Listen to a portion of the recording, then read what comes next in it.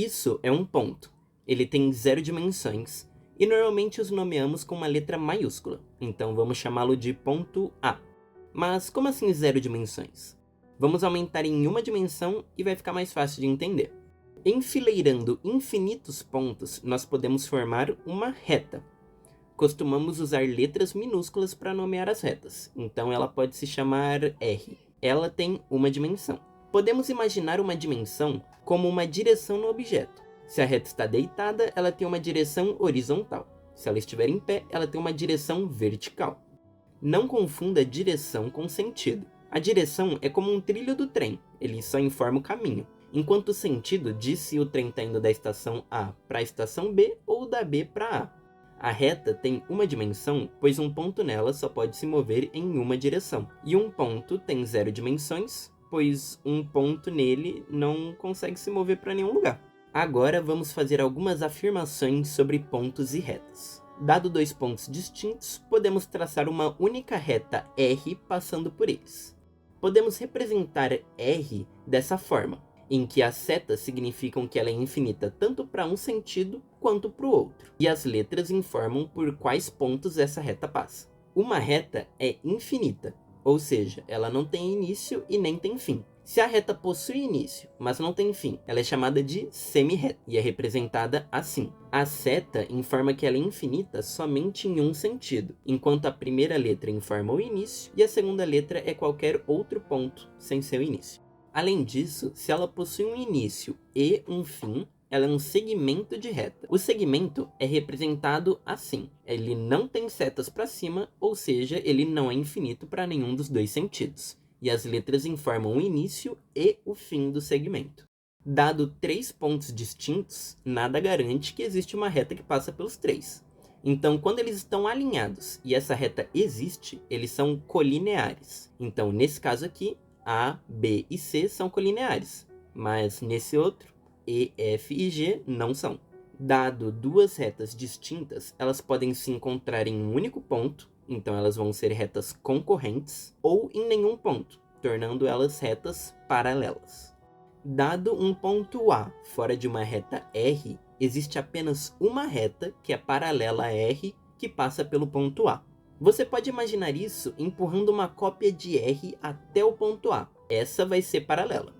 Se tentarmos rotacionar essa reta de qualquer forma, ela vai acabar intersectando a reta R em algum ponto. Então ela vai deixar de ser paralela. No ponto de intersecção de 2 retas, ou seja, onde elas se encontram, podemos ver algo chamado ângulo, que representa a diferença entre a direção das 2 retas. Vamos pensar primeiro em semi-retas R e S, que serão representadas por essas setas. De início, ambas estão iguais, então não existe nenhum ângulo entre elas. Quando rotacionamos R, vemos que é formado um certo ângulo. Depois de dar uma volta completa, R e S voltam a ser iguais. Essa volta completa tem um ângulo de 360 graus. Saiba que esse número só foi definido por questões práticas e poderia ser qualquer número que você quer, tá bom? Agora pensando em retas R e S como essas setas de 2 pontas, rotacionando R novamente, vemos que dessa vez a gente só precisa de meia volta ou 180 graus para que elas fiquem iguais novamente. Então chega a pergunta: se a reta S possui uma direção específica, em qual ângulo a reta R fica com a direção mais diferente possível de S? Bom, se em 0 graus as retas são iguais e em 180 graus elas voltam a ser iguais, então a gente precisa de um ângulo que está o mais distante possível desses dois, que seria exatamente em 90 graus, que é a metade do caminho, ou seja, 1/4 de uma volta completa. Assim, a gente cria o famoso ângulo reto, que é uma nova dimensão para a gente explorar. Além disso, quando 2 retas se encontram formando um ângulo reto, elas são perpendiculares uma à outra.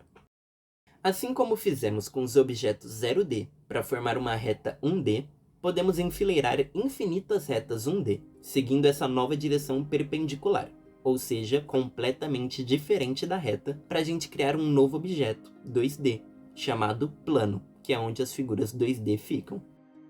Um ponto no plano tem 2 direções possíveis para ir, normalmente sendo a horizontal, sentido direita e esquerda, e a vertical, que é sentido cima e baixo.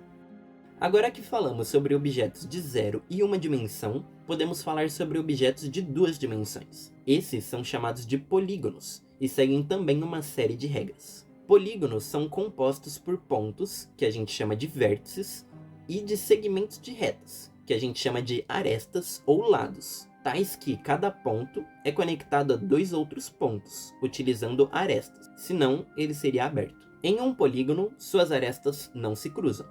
Um polígono é chamado de convexo se, para quaisquer pontos A e B que estão em seu interior, existe um segmento de reta AB que também está no seu interior. Se abrirmos um polígono e transformá-lo em um segmento de reta, o comprimento desse segmento será chamado de perímetro, que é a soma de todas as arestas. Agora, pensando em medidas, uma reta funciona como uma régua, em que cada unidade possui uma marcação. Se você quer calcular o comprimento de algo, você compara ele a uma reta e depois conta quantas unidades de comprimento ele tem. Em um plano, existe uma reta horizontal para cada marcação vertical e uma reta vertical para cada marcação horizontal, assim formando esse padrão com esses quadradinhos.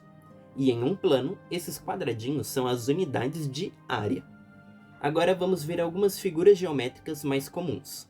O quadrado é a figura mais básica de todas. Ele tem 4 lados de mesmo tamanho e 4 ângulos retos. A gente pode contar a área dele. Nesse caso ele tem uma unidade. Agora ele tem 4. Depois ele tem 9. Você entendeu? Agora vamos tentar generalizar um pouco. Ele tem 9 unidades de área aqui, pois ele possui 3 linhas com 3 unidades cada. Então ficamos com 3 vezes 3, que é igual a 3 ao quadrado, que é 9. Agora temos 4 fileiras com 4 unidades, totalizando 16 unidades. Então, se o lado de um quadrado tiver um comprimento L, saberemos que existem L linhas com L unidades de área em cada. Então, a área total vai ser L ao quadrado. O retângulo é bem parecido com o quadrado. Ele tem 4 ângulos retos e 4 lados que não necessariamente são iguais. Assim, poderemos ter um retângulo com largura 3, que eu vou chamar de base, e altura 4. Usando a mesma lógica do quadrado, vemos que ele terá 4 linhas com 3 unidades em cada. Ou seja, 3 vezes 4, 12. No geral, um retângulo de base B e altura h sempre terá h linhas com b unidades em cada. Então a área dele vai ser base vezes altura BH. Para saber a área de um triângulo, a gente precisa falar um pouco sobre a altura e seus pontos. Quando você mede sua altura, você coloca sua fita métrica no seu pé, no ponto mais baixo do seu corpo, até sua cabeça, que é o ponto mais alto. Na geometria é bem parecido. O triângulo tem 3 lados, então a gente escolhe um deles para ser a base, ou seja, o pé dele. Essa base tem 2 pontos, então o terceiro ponto será o mais alto, que é onde a gente vai medir a altura. Para medir, a gente usa uma reta que seja perpendicular à base. Se ela não fosse, ela iria acabar medindo um tamanho maior do que deveria. Esse segmento de reta, que é construído sobre essas condições, é chamado de pé da altura de um triângulo. Com isso em mente, existem 3 tipos diferentes de triângulo. O retângulo possui um dos seus ângulos retos, de 90 graus. Então o seu pé da altura fica em cima de um dos seus vértices da base. O acutângulo possui todos os ângulos agudos, que são menores que 90 graus. Então o pé da altura dele fica na base entre os 2 vértices.